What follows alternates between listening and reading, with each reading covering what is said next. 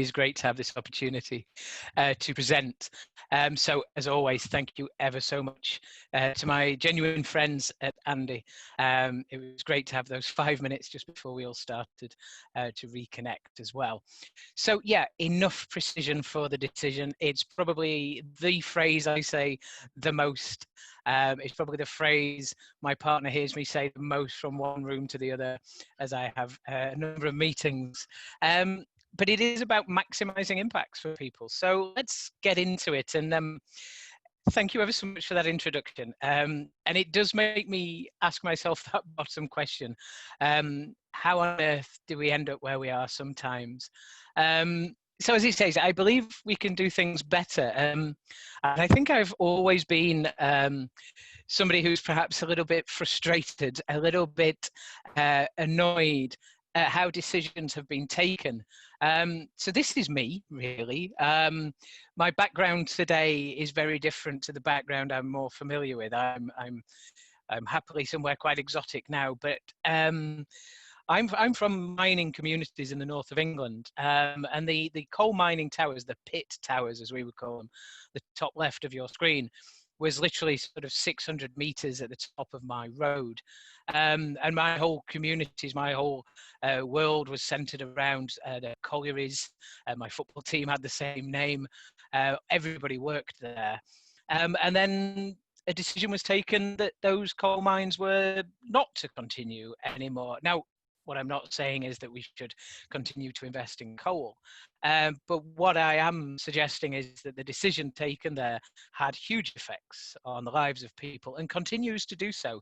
From the picture at the top to the picture at the bottom, that's what they now look like. And a recent article, quite recent, just illustrates how those decisions that were taken that affect people and the planet, as well as profit, perhaps did not take into account the effects on people nearly enough. And the effects, those ripple effects, are still being experienced by people from where I'm from, my friends, my family, and so on. I'm not on my own. There'll be many people on this call with similar stories, more extreme experiences than those that I have, but that's where I come from, and I'm very proud to say that I now work for an organization that is also interested in how decisions are taken. And we want to change the way the world accounts for value. And I always pause at that moment to say that it's far more exciting than it sounds. Change the way the world accounts for value. So when we're pushed, when somebody says, well, what on earth does that mean? Well, essentially, we want us all to take account, to count, and build into our decision-making effects on people and the planet. Because we know and we believe that by doing so, we can improve the well-being of people. We can reduce inequalities that exist within and between nations, and we can reduce the environmental harm and destruction that is created by those decisions, by those activities that we all undertake. So we are a network of networks, and we have a truly global presence, and I really genuinely encourage you to have a look at Social Value International. We're a registered charity. Although we have ambitions to take over the world, they're very benign ambitions, and actually what we want are independent and autonomous networks operating nationally, regionally, to really share with us a passion. And it's a passion for principles, for power, for practice, and one that is embedded in people as well. So that's who I am.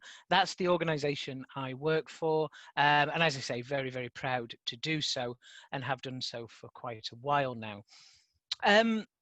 But the ambitions for today is, yes, you're going to hear that phrase a lot, enough precision for the decision. And I think we've got to continually work to address some of the myths that persist around impact management. And somebody once said to me, or I saw a presentation where somebody said, do you know, it's really important. What we've got to do is demystify the black box of impact management.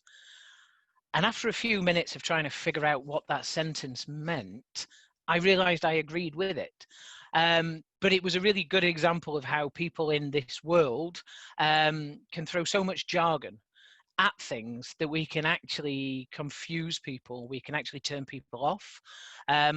So we'll demystify some of these issues in the black box of impact management, but what it means in my language is we're going to make sense of some of the issues that seem to be persistent in this, some of those big challenges that surround the ideas of social value and impact management. But as always, it's only fair, it's only right that we get to know people in the room a little bit. We're all used to the new normal by now. I'm sure we all know how to use polls and so forth. There's going to be a couple of questions here, a few later on also. And I'm also going to take a big gamble, a big risk, and use Mentimeter. So for those of you familiar with it, get ready to use Mentimeter shortly. I just have two poll questions though to begin with, and the first one is the very typical question of who is in the room. It's just for me. I think I would really like to know the people in the room, what organizations we're working with, be you working for an impact fund, a social entrepreneur, or anything else. And you'll see me scribbling notes.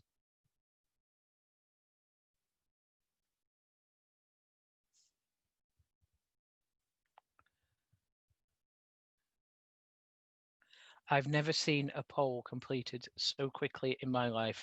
I've not even had the opportunity to scribble the results down in time. So thank you ever so much. We do, as expected, have a breadth of people in the room. I'm not going to talk about statistical significance at all, but we have people from the whole breadth of organizations. So this is one of the interesting things for me. I always prefer it when we have a mixed room of people, because I think those mixed experiences, those mixed backgrounds are positive. I think they can be very complementary, especially when I remember to press the button that says share results. So now you can see what I've just been going on about for the last 30 seconds. But you do know yourself, so we'll move on into that second question. And the second question is asking you what you see as the most significant challenge for impact management over the next 5 years. So what do you see as the biggest challenge?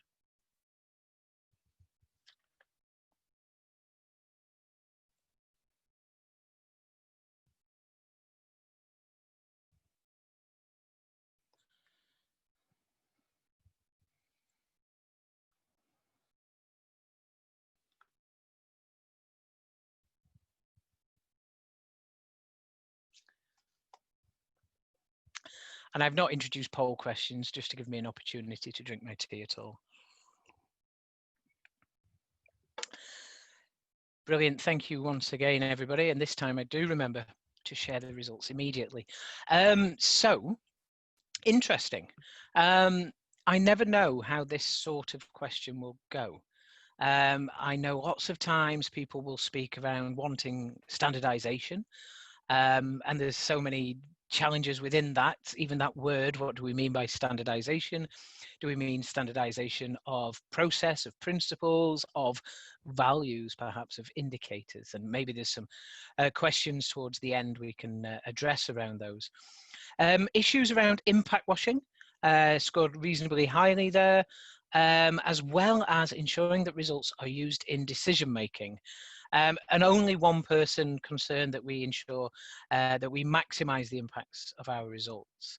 So I was a little bit mean there. Of course, you could have multiple choice. Somebody could have selected all of those. But really interesting for me, and I'm genuinely surprised in a very positive way, that the decision-making challenge is the one that people see as one of the more significant challenges, because so do I. And we'll go into that in a little bit of detail. It's always interesting to compare results in the room to results that you have prepared. This was the 2020 annual survey of impact investors conducted by GIN, and you can see in front of you what their membership considered to be the biggest challenges for the next 5 years. And impact washing came out by far the most significant challenge that people perceive.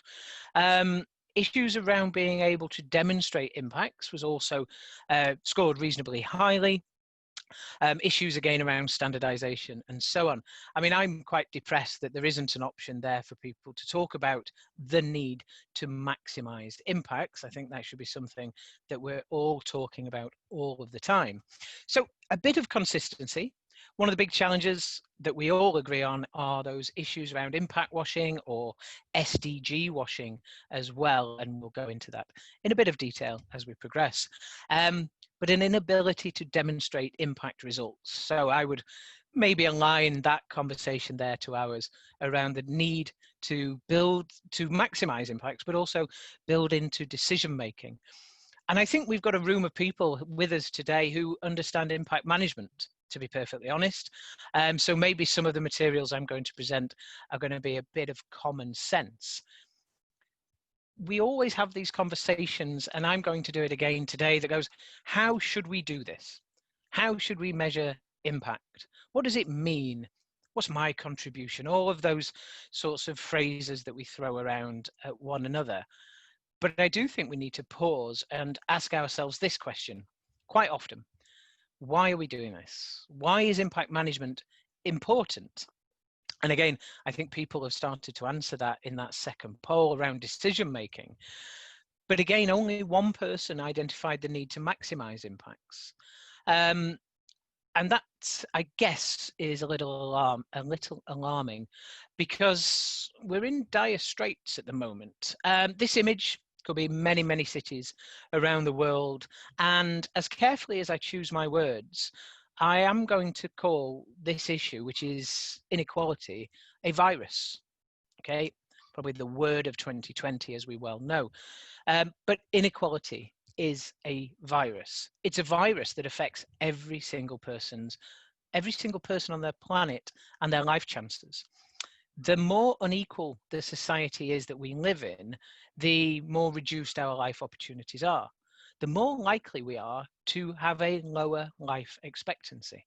You compare a rich person in an unequal society to a rich person in a more equal society, and their life expectancy is different. So inequality is not just something that should be of concern for those of us that are focused on people at the awful phrases, but bottom of the pyramid, those people on lower incomes. Inequality is something that affects everybody. So if it affects everybody, it should be something we're all working towards addressing. So there are some real challenges out there. And here is a slide that I am sure you have seen hundreds of times this week alone. I think it's a bit of a hygiene factor now. If you're talking about impact management, you've got to show the SDGs. And then I ask myself, should I ask a question of who believes we will achieve the SDGs? Who believes we're going to achieve the global goals by 2030? But I think it's a rhetorical question now, because we will not achieve the global goals by 2030. And just remind ourselves what that means. That means not eradicating poverty.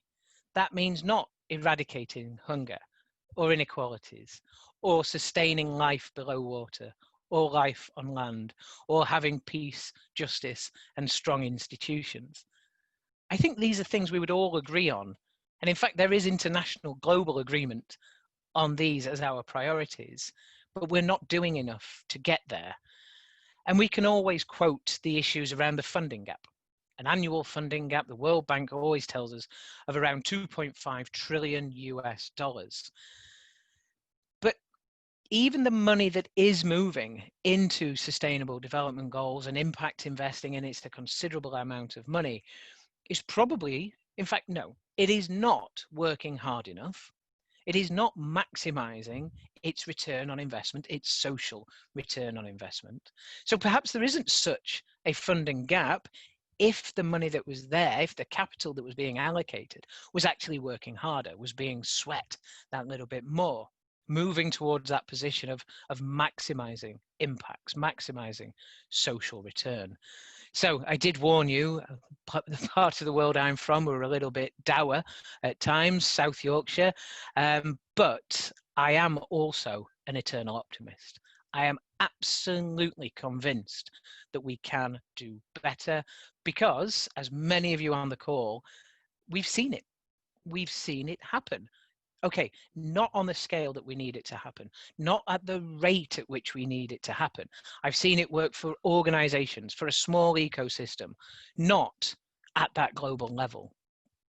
So if we were to accept that we need to do things differently to achieve the SDGs, then we need to think about impact management differently perhaps. But again, I think at least half the room here today are of a similar way of thinking.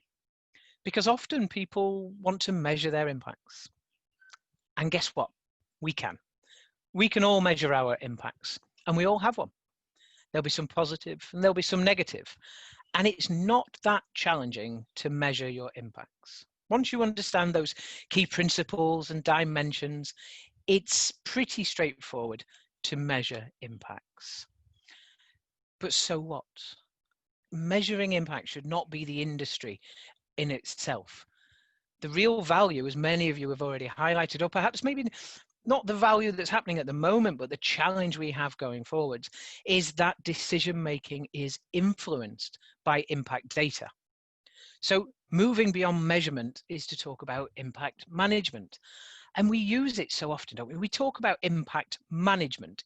Nobody mentions impact measurement anymore. That's so last year. But impact management, what does it mean?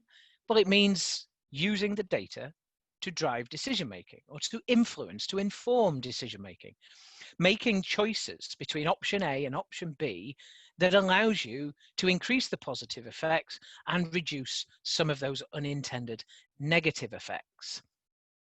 Are we doing that? Are we doing that enough? Are enough of us doing it? But even that is not enough. You've heard me use this third M, this maximization, and we do love an alliteration. But going beyond management is maximizing, or optimizing, more realistic. But it's about having a mentality, a way of thinking, a paradigm, philosophy, whatever you want to call it, where we are never satisfied with the amount of impact that we're creating, because there are always opportunities to create more. We will always be able to adapt our services, to make some changes, be they large-scale changes to our strategic approach, be they small-scale operational level changes. But there will always be opportunities to do that. So always having that mentality, that way of thinking that goes, the world keeps changing, let's try and keep up with it. Because as soon as we stop, well, we're going to get further and further away from the lived reality that people are experiencing. So using the resources to create the maximum effect is, or should be, the purpose of impact management if we want to address some of those global systemic challenges that we are all facing. Everybody daunted now? Everybody about to switch off? Wish they'd join a different session perhaps this morning?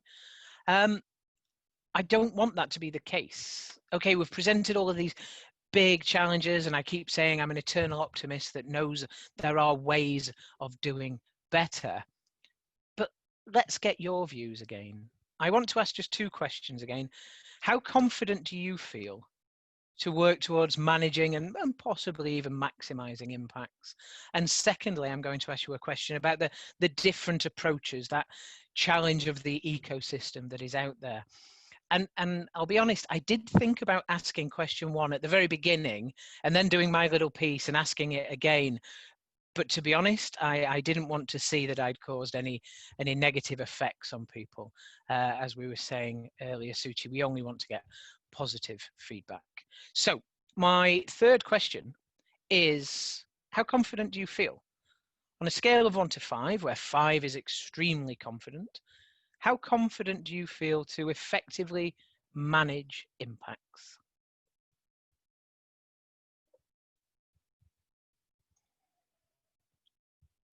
Ooh, some brave people. I like it.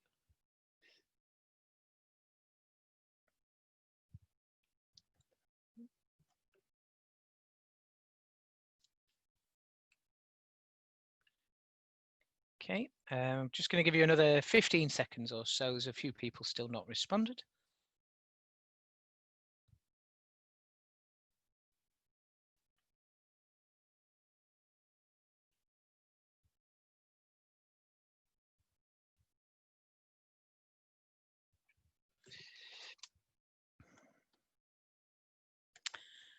Okay, thank you ever so much, everybody. So let's have a look at the results together. Um, a range, as you would expect, I guess. Some very confident people. Those are the people I'm nervous about getting some questions from at the end. But most of us somewhere in the middle. So it's really important that we understand or even just acknowledge that we are all on a journey, and nobody, even those people who say they're at the position 5, or somebody like myself who has such a fancy title as Director of Impact, none of us have all of the answers. None of us are at the end of a journey, because this journey is constantly evolving. Blink and you miss something. At the moment, I feel like we've entered a really interesting phase. Our conference last year was Social Value Matters. It's always Social Value Matters. And 2019 was Going Mainstream. And it is very much an idea whose time has come. And it is going mainstream, but it's not gone mainstream yet. There's still a lot of work to do, a lot of creases to iron out along the way. But it's great to see people do feel confident. That is absolutely fantastic, because we need to have confidence in this, because we are talking about changing people's lives. So my final poll question for today is to ask you about the different frameworks and different approaches that exist out there. How confident do you feel to identify which one to use? And I'm not asking you about particular examples such as the SRI methodology or the IMP dimensions and so forth. This question is more about saying, well, are you confused by all the different options? Somewhere in the middle, I've got some idea of where and when they complement one another. Or is anybody saying totally clear about how the different options fit together?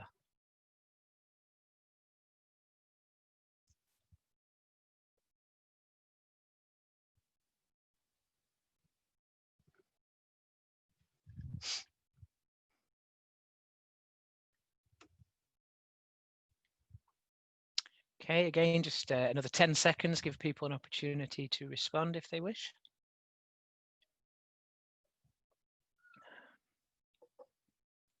Cool.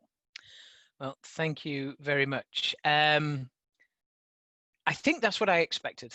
And I won't tell you what I would respond to that question. But the majority of people are saying somewhere in the middle. Got some ideas, but maybe not sure if they're complementary or competitive. And here's one of those myths of impact management. And one of the myths is that there's lots of different competing ways of doing this. I don't think there really are, if I'm honest. And I'll talk about a growing global convergence pretty soon, and I'm sure many of you are familiar with a lot of it. But there are different approaches and there are different methodologies out there. But you might be surprised to learn how much we all speak to one another and how much we are around the same tables and largely trying to pull in the same direction. I think there are some differences around the sort of the level of annoyance, perhaps, with the problems and how quickly we want to solve them. Maybe I'm being a bit unfair there, but I think there's a difference perhaps between whether there's a method that is focused on the goal of an activity or the consequences of an activity. And an adage of what gets measured gets managed comes to mind. And if we're only focused on goal and all of these other things, these unintended effects are happening, be they positive or negative, well, if we're not measuring them, we're very, very unlikely to manage them. And if we're not managing them and they're negative, they're going to keep happening. And if we're not managing them and they are positive, well, we're missing opportunities to do something about that and accelerate them, to scale them, to replicate some of those unintended positive effects as well. I'm going to be honest, I'm probably somewhere between 0.2 and 0.3 if it's 1, 2, 3. I've got a pretty good idea how they all fit together, and then something else turns up, or somebody says I've created my own bespoke methodology because the 3,000 out there just don't fit my needs. But actually, there aren't 3,000 out there. There's a lot of convergence happening, and it will continue to happen. we're, again, that journey metaphor, we are not at the end of the journey. There's a lot of work to go, but there is a growing convergence, and this is a global consensus. So, Cypria, you mentioned Impact Management Project. I hope it's something people are familiar with. If not, have a look at the website. But IMP is essentially a consortia of organizations globally brought together and asked not a simple question, but asked a really important question that goes, what are you all talking about? When you talk about impact and measuring it, what is it you mean? What is it you mean by impact management? So 2,000 plus organizations around the world came together, and again, to try and dispel this myth of lots of competitive different ways of doing it, they synthesized it into 5 impact dimensions. These broad buckets, if you like, of the what, the who, the how much, the contribution, and risk. So 2,000 organizations, all using our own language, all with our different ways of perhaps talking about things, largely are saying pretty much the same thing. We are talking about outcomes, those effects that occur. We need to understand the value, how important those outcomes are, and we're going to have a little exercise shortly to hopefully show the value of valuation. So we're talking about effects for people, radical ideas. Hey, we're talking about stakeholders, those people who experience those changes. But importantly, trying to understand more about those stakeholders, because all of these dimensions of impact, again, going back to those 8 or 9 people that said the biggest challenge is managing impacts. Well, these dimensions, again, are not about measuring, they're about managing. So when we find that an outcome is more valuable than another, that's insight. We should do something with it. When we understand we have different segments of stakeholders, segment A and segment B with different experiences as a result of our activities, we should do something with it. We should make some decisions. We'll also talk about, well, things are changing for people, those outcomes. Well, by how much? What's the depth of change? How many people? And for how long do those changes last? And then the big impact question. And perhaps that's where we would have most difference of opinion, perhaps. I think we'd largely agree on stakeholders and outcomes and metrics. But when it comes down to that word impact, and again, impact management, we use it all of the time, but do we all mean the same thing by the word impact? Well, the consensus is that impact means our contribution to those changes.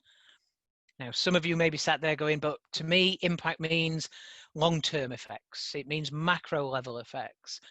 Well, I don't disagree, but the question is how much? What's your contribution to those macro or long-term effects?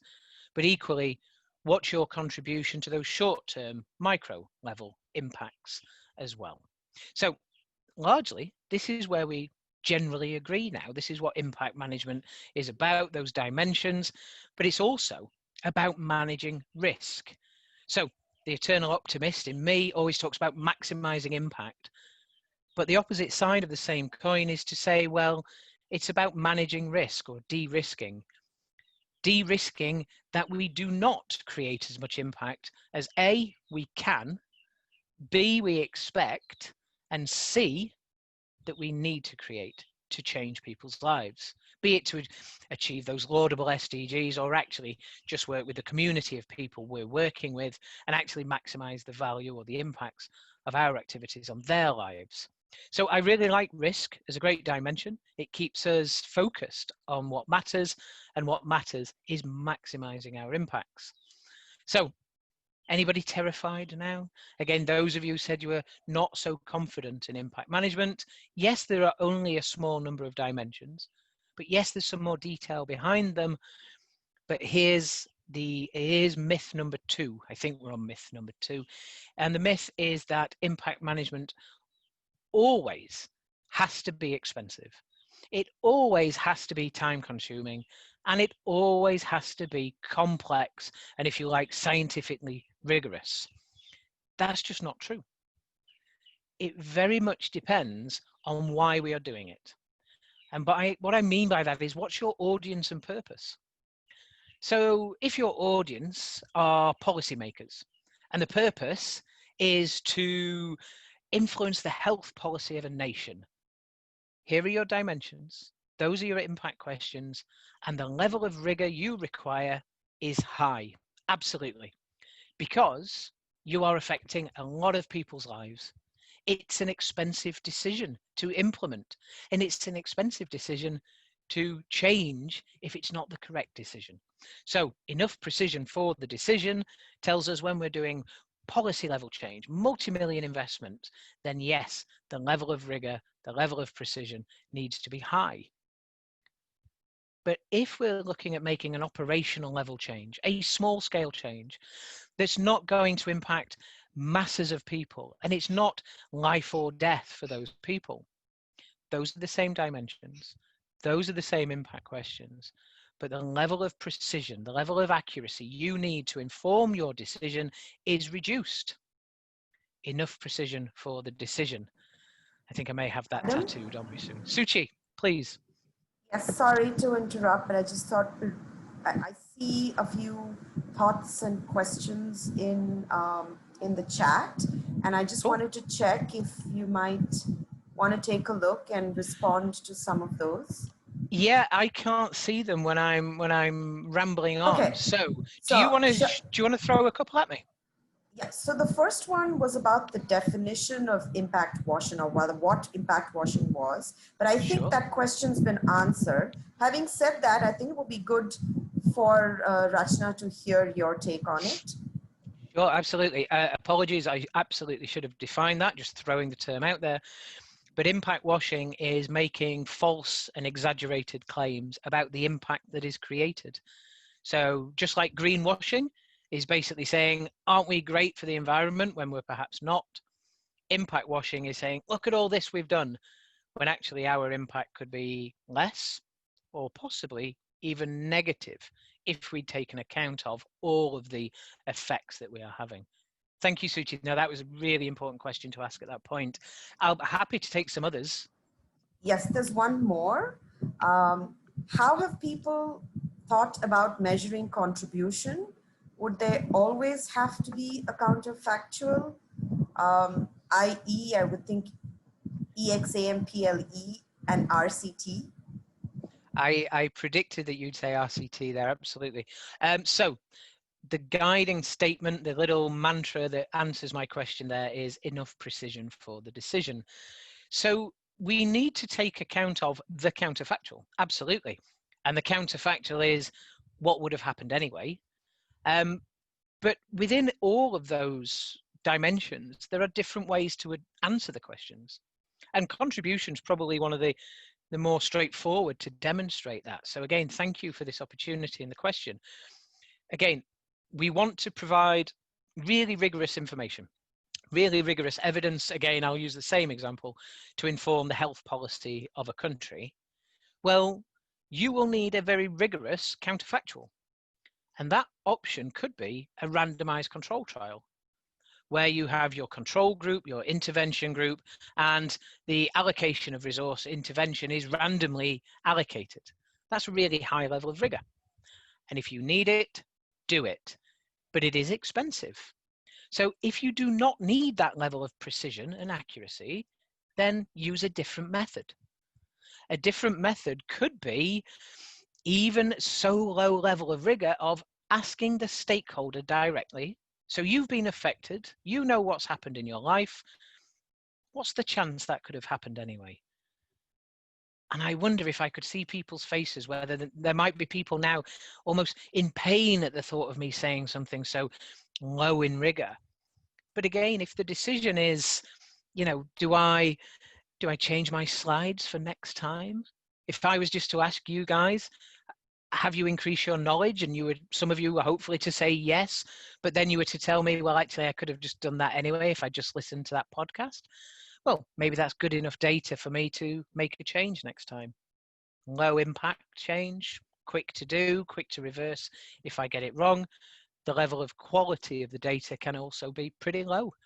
And between those 2 points, there's other options. There's statistical testing, there's quasi-control groups, perhaps where they're not randomly allocated, but you're supporting a group of children in one school, and you look to a school of a similar nature for comparison. You've not randomly selected the school, but you're controlling, but not perfectly controlling, or it's not as controlled as it could be. You could even look for regional data, for national average data. You know, you've increased the employability opportunities by 80%, but nationally they'd gone up by 20% anyway. You have a counterfactual of 25%. Now, none of those options for counterfactual are perfect. None of them. But some of them are less imperfect than others, but they suit different scenarios. So again, it comes down to risk. What level of risk can we manage, can we cope with in order to make our decision?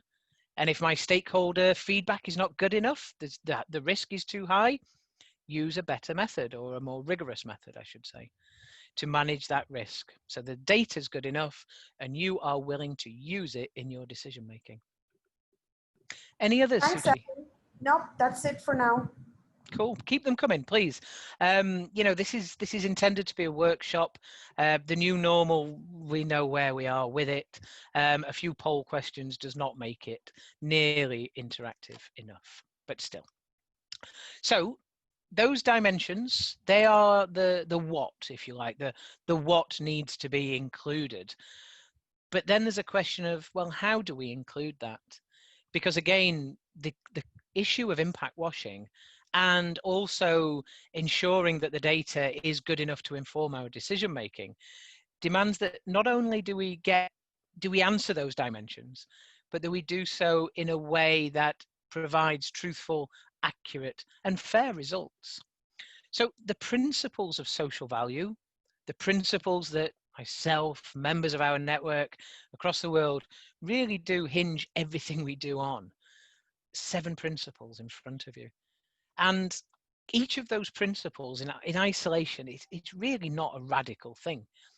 But when they're all in one place, I would really argue that they are a very, very effective way to ensure that you get good enough data that will inform your decision making, that will allow you to move towards that position, certainly managing and hopefully moving towards maximizing impacts as well.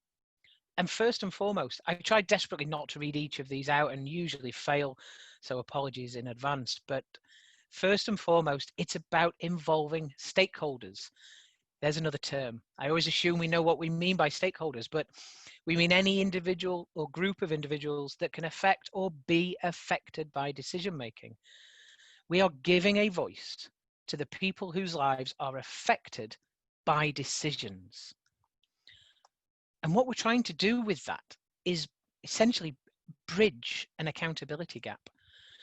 An accountability gap that's where there's a disconnect between decision makers and those who decisions affect.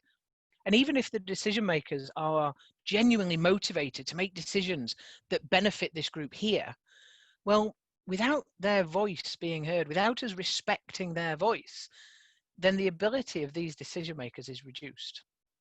So I want to bridge that gap. It's a bit academic, isn't it? But we also talk about empowering the service users, the stakeholders, the beneficiaries, if you wish. And we talk about that, well, we need to take power from decision makers. And this is where I argue and disagree with a lot of my colleagues, that I actually see this as mutually reinforcing power. Yes, it absolutely empowers those whose lives are affected, but it empowers those who are making the decisions to make better decisions, more informed decisions, decisions that reduce the risk and can also maximize impacts for those people.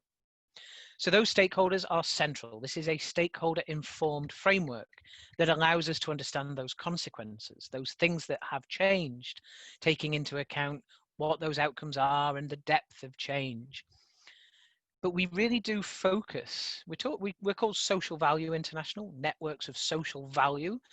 So the value piece is central. And I'm going to deal with that in a bit more detail. So I won't focus on it so much now, other than to say, when we value changes that people experience, the only people that can value those changes are those people whose lives are affected.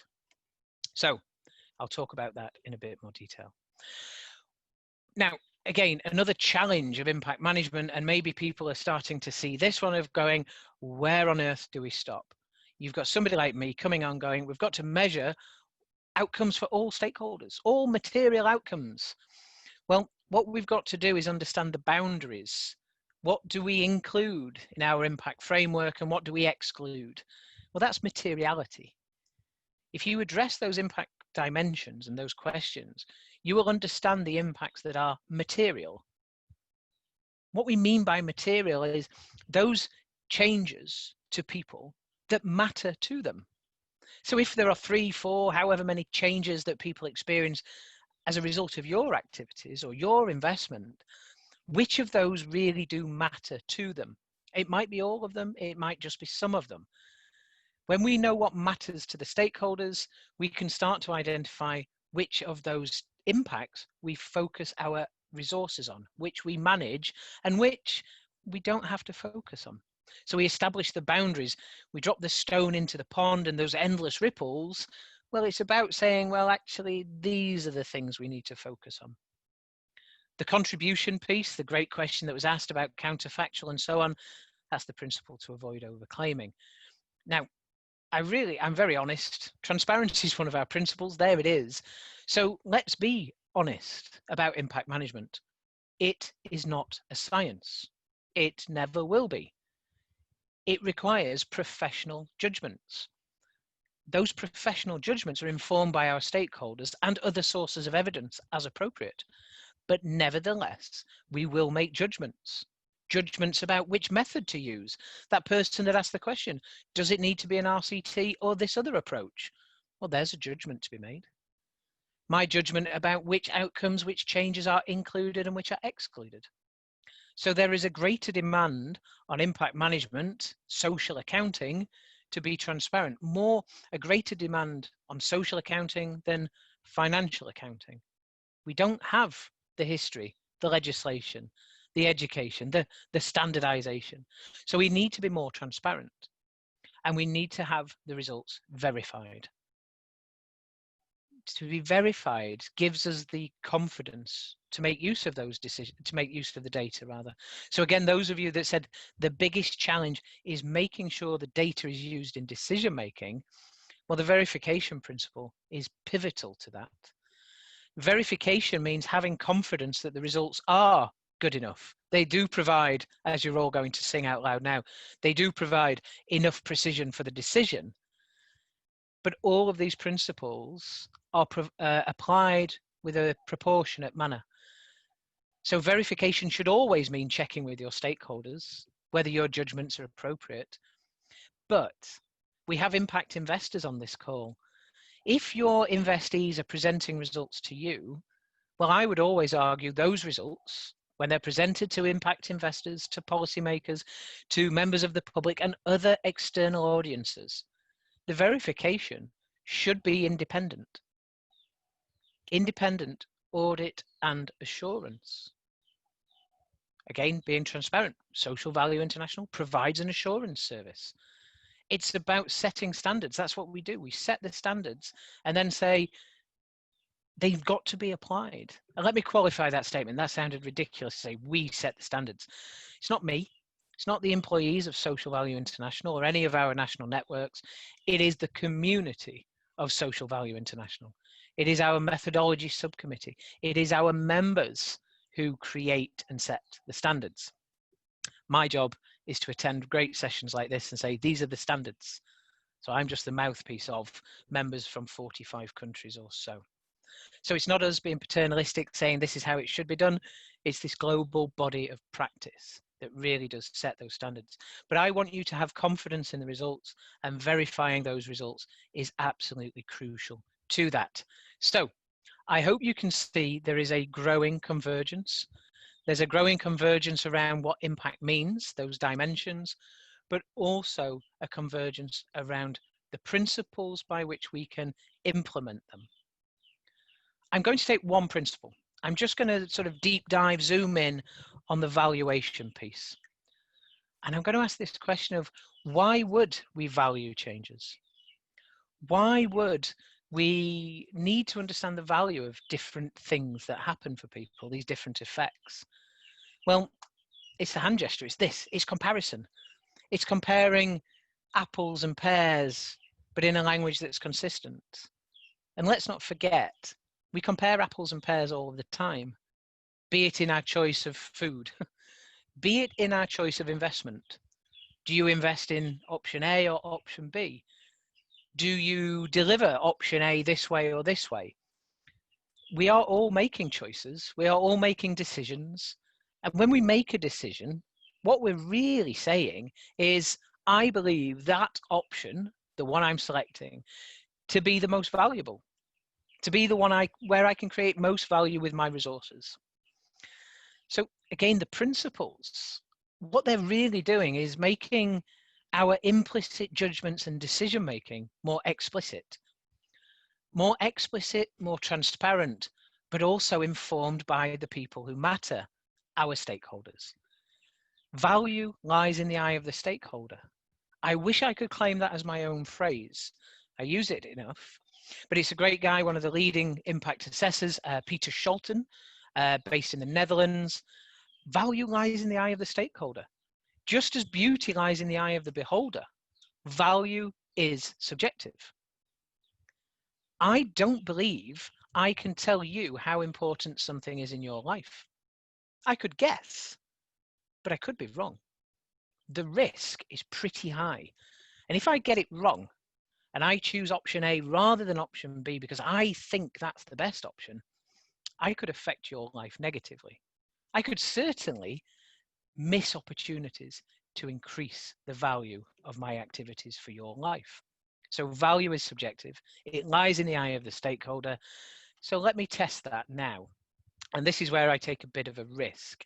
And I'm going to ask you all, where possible, whether it's on this computer you're on, your laptop, your tablet, or your phone, to go to a website shortly called mentimeter.com. Well, it's in fact menti.com. I'll show you the website very shortly. And I'm going to ask you two questions. Now, first of all, the context is you are a service user of a project A, I don't care. And you have identified 3 outcomes as a result of this project. And they are independent outcomes. I refuse to get into a conversation that goes, but if my health improves, I'll be less isolated. And if I'm less isolated, my health improves. And da, da, da, da. So 3 outcomes, 3 independent outcomes. You've improved your health, physical, let's say. You've got an increased level of financial security. And you're also telling me, you've reported to me that you feel less isolated. So that's the scenario. What I would like you to now do is go to menti.com. The website's just there in bold.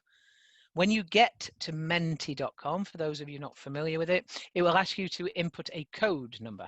Now, perhaps if somebody brilliant was to throw that into the chat room, into the chat feature now, people could just copy and paste it. Mallory, perhaps.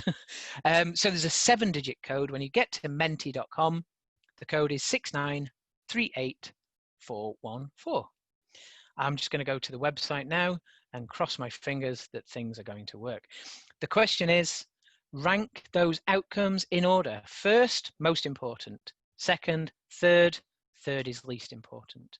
Health, financial security, and isolation. Over to you. Giving you about 60 seconds or so to log on and do this. Let's see if this works. Okay. So Mallory, if you could just give me a thumbs up that you can see it and access it. Cool, I can see you. Thank you so much. Looks good. Cool, thank you. This is where I'm realizing I should have paused all notifications coming into all the different channels I've got open as well. Cool, lots of results coming in already. It's great to see.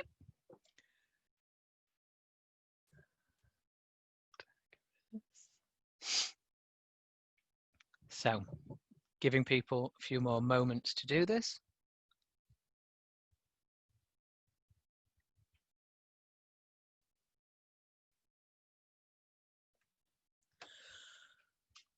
Okay, So again, Mallory, just a thumbs up. You can see that screen. Cool. Can you see how nervous I am with technology, even basic tech? Terrible.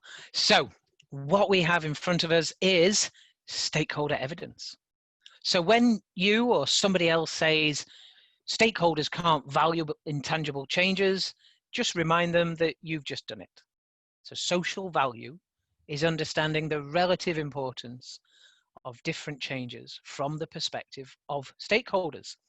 So you've put them in order, 1, 2, 3. And what I can see here is that overall, you're telling me that health is the most important, financial security is second, and being less isolated is in third place. Anybody want to throw in now? I could pick on a person, but I won't do that. Does this give, somebody shout out, does this give you the confidence? And by the way, the sample size is good enough. The method we've used is good enough. You're not allowed to challenge the method.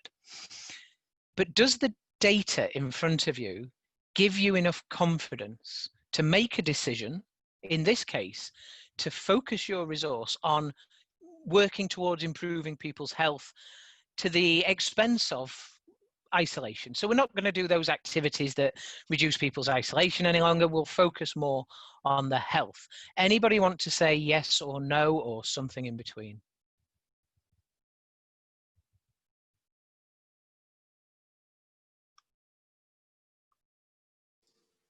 Sorry, can you repeat that question? Sure, Mallory, absolutely. So you have the data in front of you, which says health improvement is most important to our stakeholders. You are now the project managers, and we're looking to change our activity next time, our next cohort.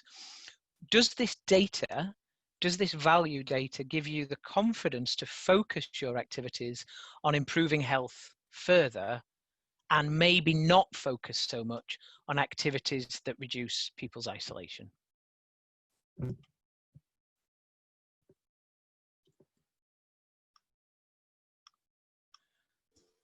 I hear somebody say yes. Anybody say no? There's a yes in the chat box as well from someone at Nest. Ashish says yes as well. Okay. Don't see Anybody any say no? no's. I'm hoping somebody says no, because then I get to go, why not? Okay.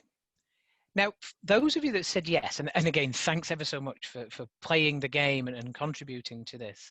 This wouldn't work without you. I'm not confident enough to use this data yet, because I don't know the relative importance. Okay, I know one is more important than another, but I don't know by how much. So I want to take this social value idea one step further. So instead of now asking a ranking question, I'm going to ask you to again go to Mentimeter, and I'm going to ask you a weighting question. So I need to go into Menti in a moment and activate it, but you will see the same code number, so you don't need to change anything. The question now is, you have the same 3 independent outcomes. I want you to weight each of those on a scale of 1 to 10, where 10 is most important and 1 is least important. So you should now be able to access that information and play with a sliding scale. 10, most important. I can see people have already done it. 1, least important. Be the stakeholder.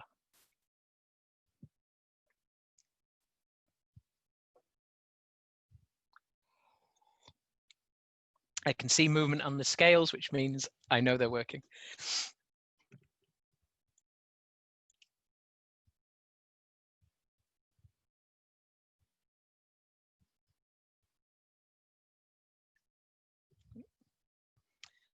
Great. I'm going to give people another 20 seconds or so. Arbitrary time. Cool. Again, thank you ever so much for playing. It wouldn't work without you. Okay. My electricity's just cut out. I'm glad I've got some battery, and I'm glad I'm running on data, not Wi-Fi. That serves me right, doesn't it, for talking about such a nice background behind me earlier. So what we now have is data in front of us that shows the weighting, that's a spider, the weighting of those outcomes, those changes, not the ranking anymore. We still get the rank, and look, it's the same order, 1, 2, 3. Health is most important, financial security is in second place, and the reduction in isolation is still the least important. Now, my question to you a moment ago was, did the previous data give you the confidence to focus on health at the expense of reduced isolation? So using your activities to focus on those outcomes that are most valuable to people. Now, if we had made that decision to say, okay, let's not work on reducing isolation, I would say, well, okay, the difference between health and reduced isolation is about a 50% difference, give or take. So, okay, I can see you're definitely focusing on the outcome that is most valuable to people. But equally, why would you not focus on the financial security? Because that's not that much more valuable to people than reduced isolation. Oh, the lights are coming back on. So, technology, hey, even the lights are working against me today. So the importance of value, the value of valuing things is very much about making decisions. So here's the data I had as a backup, just in case, I don't know, the power failed on me or something like that, is to say, imagine these were our results, where the value range is pretty tight. Outcome A, B, C, people value them pretty closely. I don't think we'd have much confidence to say, let's focus on one at the expense of the others. But in contrast, if our results were more pronounced, if the value difference, the factor of difference was greater, this sort of data would give me great confidence to focus on the most valuable outcome, which in this case I've guessed as being less isolated. But also interesting how my guess was completely wrong. My guess, my judgment was that people would say reducing isolation was most important. Imagine if I'd made a decision based on my gut judgment. It was completely the opposite way round to the data you gave me. So it shows for me 2 points, 2 learning points. One, got to listen to our stakeholders when it comes to understanding the value. And secondly, is make sure you have that relative difference on a scale of 1 to 10, whatever it may be, can be good enough data to inform decision making. Now, please. Can I ask a Yeah, question? Hi, please do. this is Ruchi from Amidya Network India. Thank you so much for the session. It's been really enjoyable so far. I have a quick question on the weighting of the scale from 1 to 10. So, would you recommend instead giving the stakeholder, say, a bucket of, 30 points or 10 points, and then saying actually allocate these across? Because otherwise my tendency would be to say, you know what, less isolation, increased financial security and improved health are all very important, and I'm going to assign 10 points to each.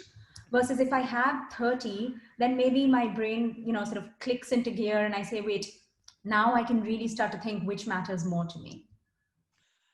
Absolutely, if you wish to do that. Again, I feel like I cheat every time. I go, oh, which principle gets me out of jail free here? And it's transparency. So if you want to use that approach, be transparent about the approach. If I want to use this one, I'll be transparent about that approach instead. But absolutely, there's no rule that says how we should measure value quantitatively. So open or bounded weights, absolutely.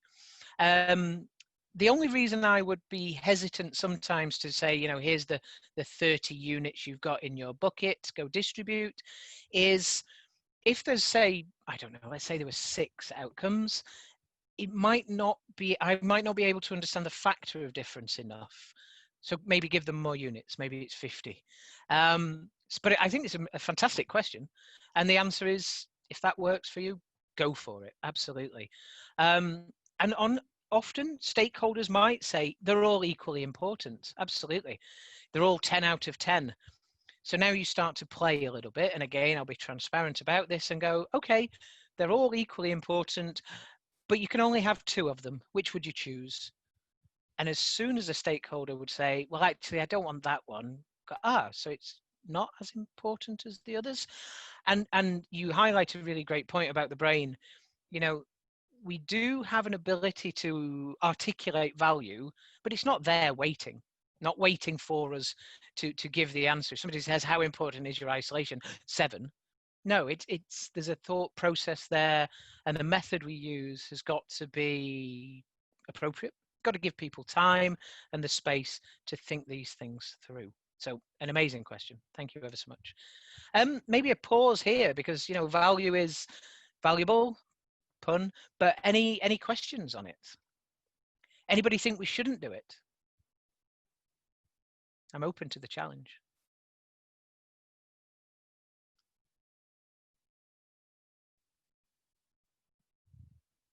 Okay. There's a question and answer opportunity at the end. So I will keep moving, but please do throw some questions into the chat. Just to highlight, when we talk about social value, this is it. We're understanding the relative importance of changes, and we can do that with the language of money as well, in which case we can do social return on investment, SROI, if you like, SROI, but we don't have to. We do not have to use the language of money, because we understand the relative importance in front of us, and we can make use of that data. But there are added advantages of monetizing, and I'm a big advocate, proponent of monetizing, because it can influence the decisions again. So I go back to those people who say, we want to make sure it influences decision making. Well, in many cases, monetization is part of the puzzle. It's another piece of the jigsaw we need to influence some decision makers. But it is not without its challenges, it's not without its limitations, and it's certainly not without its criticisms. So again, very happy to have any conversations at the end about monetization and social return on investment as well. Because we do come to the end now. I hope, Ruchi, you said it's been interesting so far. Well, I hope it continues to be, but that's down to my stakeholders, which are you guys, to come up with some good questions. But I hope we've addressed some of the challenges of impact management. I'll say it over and over, probably for the rest of my life, enough precision for the decision. But impact management is absolutely crucial. It's not just something that's, it is fashionable at the moment. It's really a bit of a fashion. It's got to be stickier than that, though. If we want to address these global challenges, these local challenges, let's not talk about the global challenges. They're so daunting. The challenges that we are all working to address need us to measure the things that matter to people and build that into our decision making. That's what impact management is, using evidence from the people whose lives are affected to drive our decision making, and doing it all of the time, because there are always opportunities to increase impacts. So some of those myths, there's too many different ways of doing it and you're always competing with one another. Well, there is that growing convergence, those dimensions and the principles that surround them. Those are focused on consequences. So if your ambition is to really, really, truly manage impacts and work towards maximizing them, then the dimensions of impact and the principles of social value will really help you to that end. Now, there are impact management cycles as well you can use, plan, measure, collect, and so forth. But the impact bits really focus on those dimensions and principles. And the other myth, the myth that says it's too expensive, it's too costly, it's too time consuming, it's too scientifically rigorous. It does not always need to be. The answer to that question is it depends. It depends on why we're doing it. And I'll be honest, I see too many people in sessions, not this conference, but in others. I see people take a stage, and I think there's almost a desire sometimes to keep impact management in the realm of impact management professionals and, those experts in monitoring and evaluation. Well, this has got to become part of an organizational culture, like financial management is.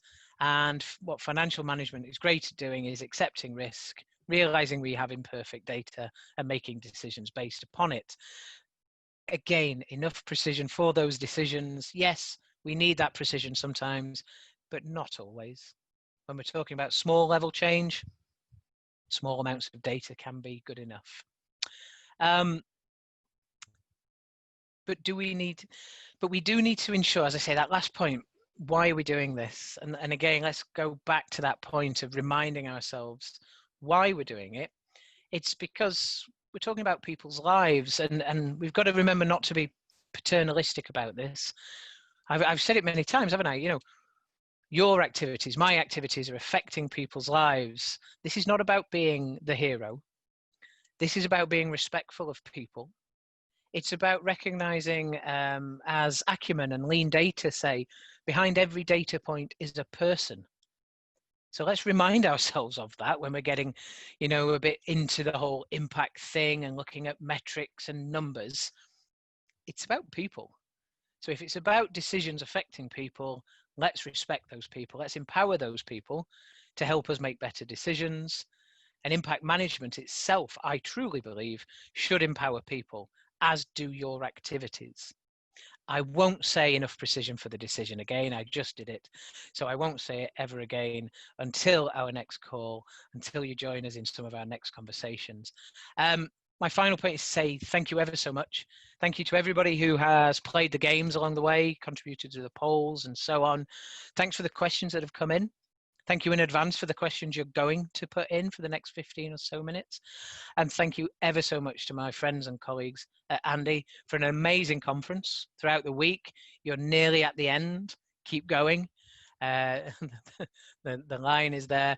But as always, thank you ever so much for the involvement with Social Value International. It really is a movement, and organizations such as ANDE are an absolute leading light in that. Thank you.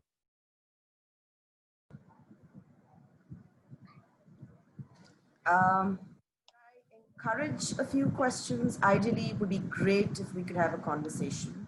It just feels like we've had proxy conversations via chat the whole week. So for those of you who are comfortable, we really do have the next 20 minutes for Q&A. I hope you will make use of this time. So over to you, folks. And a word of warning, if I don't get any questions, I'm likely to start asking them.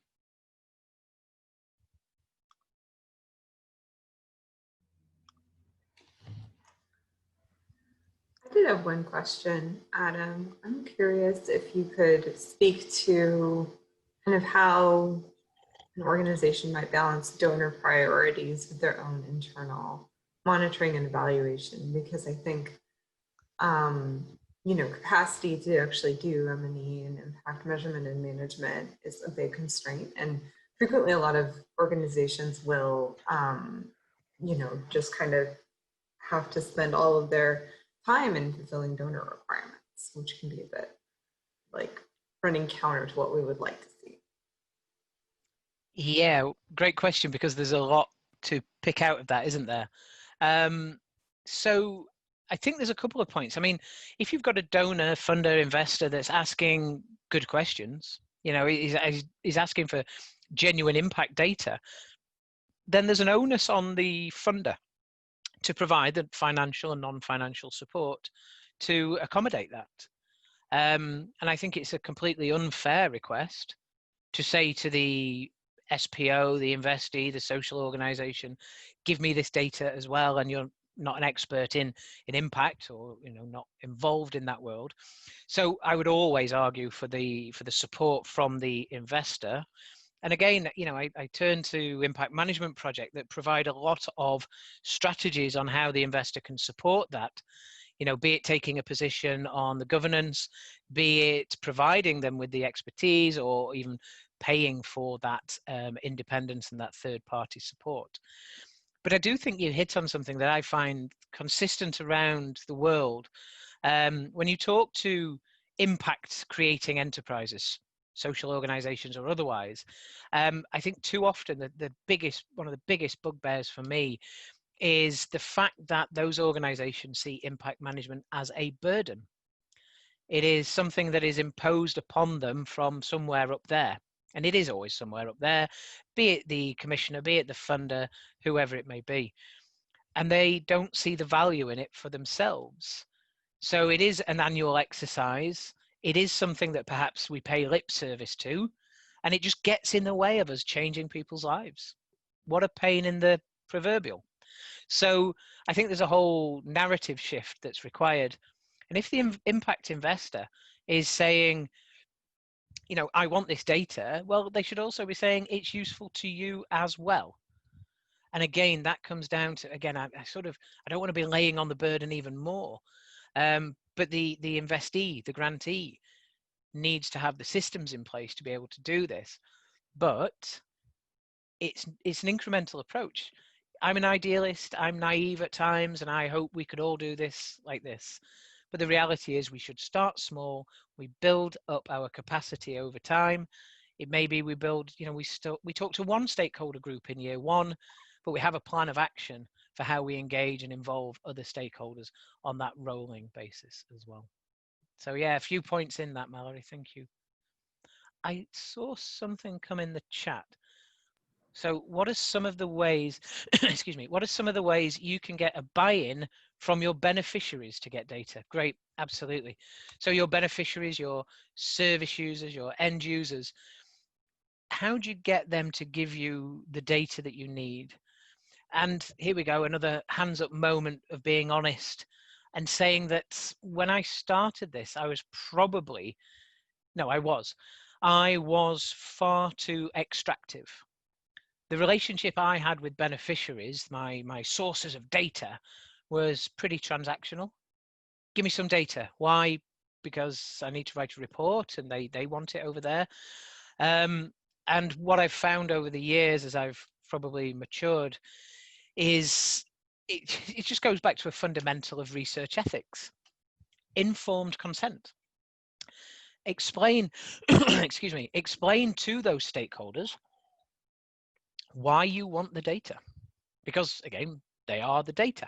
Why do you want that information? Well, it's because we want to improve our decision making. What does that really mean? We want to improve things. And if you're currently still using the service, we want to improve things for you. But if you're not using the service and you've left and there's a new cohort of people, I honestly find this when I'm talking to service users, is the reason we want to do this is to improve it. So we need to know your positive and negative outcomes. And they go, right, if you're wanting to make improvements, I'll tell you. And that genuinely can give people the confidence to open up when they know why you want to do it. That can really be a real moment for people. And when you give them the space, and again, I've seen this many, many times, people sometimes get emotional because they say, well, this is the first time somebody like you has not turned up with a clipboard going, did this happen? Yes, no. Is it this one? Is it this one? You turn up with an open page and go, you tell me what changed and you tell me how important those changes are. And people honestly have said to me, well, this is the first time somebody's given me that time to say, this is what happened. And you care how important they are to me. So again, it's about being open and transparent with those people as to why you're doing it. There's a question. To what extent the findings from the risk dimension contribute to decision making at your organization? So that question is saying, do I walk the walk?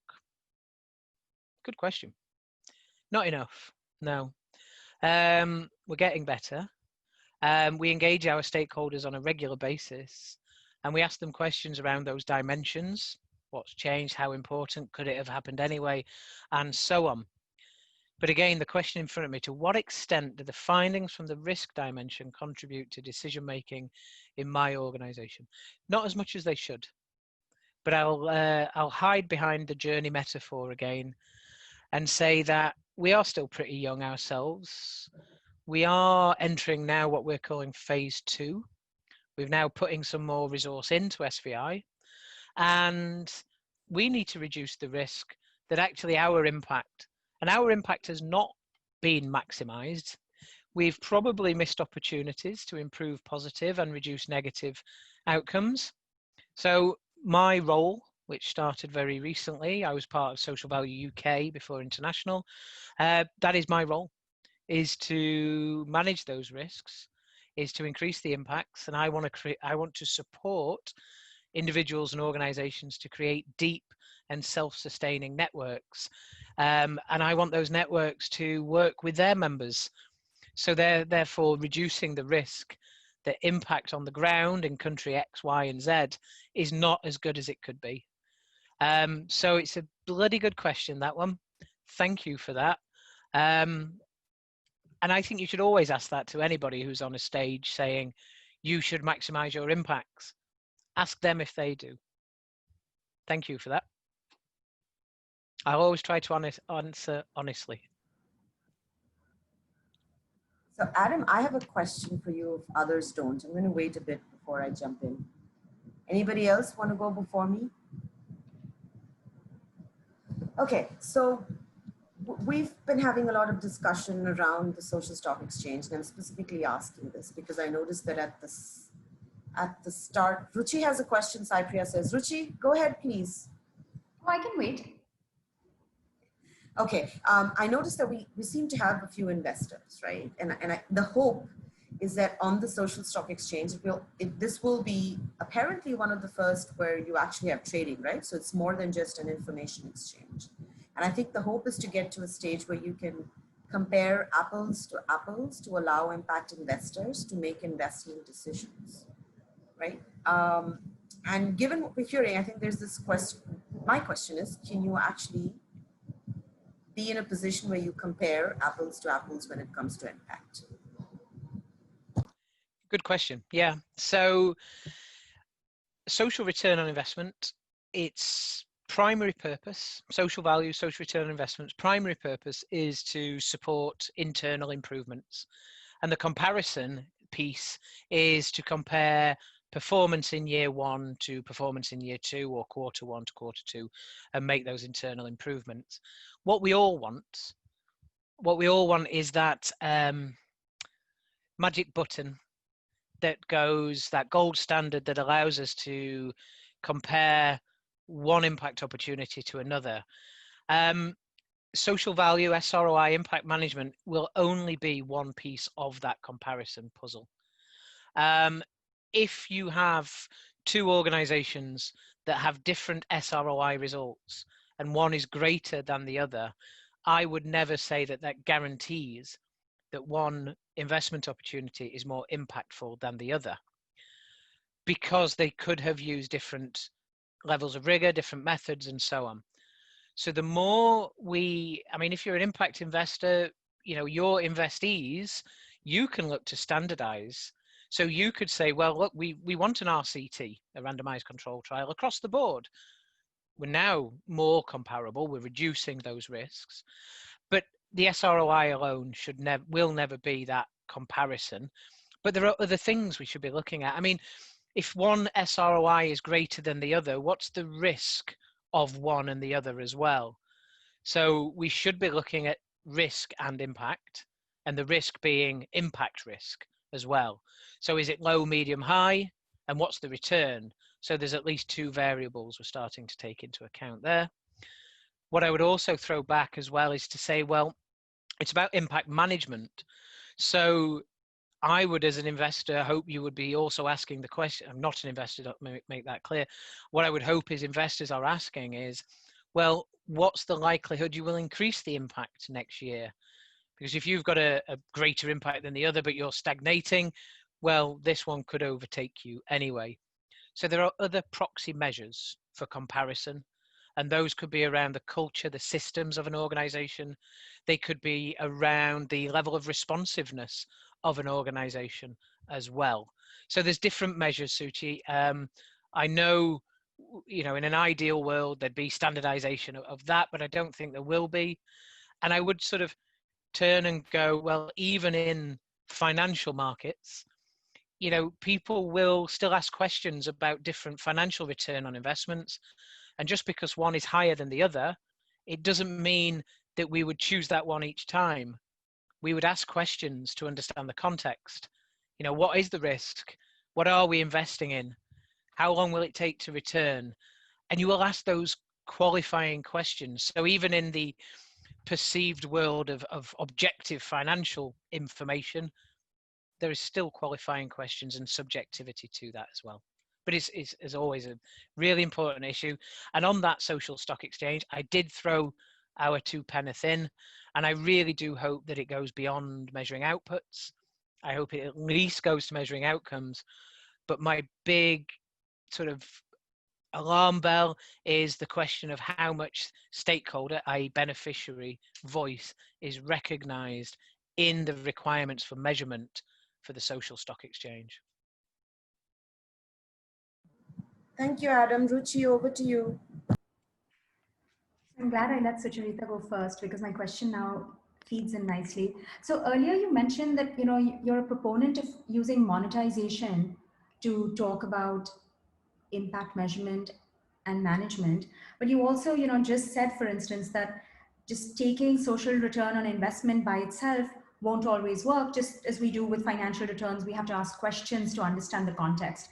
And so this has been our hesitation at ON India, often with trying to boil impact down to one number and saying, well, this provides X dollars of return or an X dollar income improvement, because there are so many assumptions that go into it. And so it starts to feel a bit meaningless almost. And, we think that there's value in just having that complexity and understanding the context and making decisions based on, our theory of change and our priorities. But I'd love to hear from you on, how you feel the monetization works for Social Value International, or just other things that we could consider if we were to pursue that approach. Yeah, certainly. Again, it's sort of, SROI, we don't own the methodology. We call ourselves the home of it. We're not proprietary about it as a charity.